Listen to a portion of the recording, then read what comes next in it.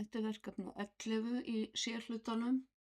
Við erum búin að breyta mangó í mangó og epli í epli með einu P og ói hér og við erum búin að finna handvirk síðuskil og við erum ennþá inni í valmyndinni. Við þurfum ekki að fara út úr henni. Hún lokast ekki, þannig að þegar við leitum að næsta, það er til liður 4, að finna dálkmerkin. Sjáu hérna ef við ýtt á dálklykilinn.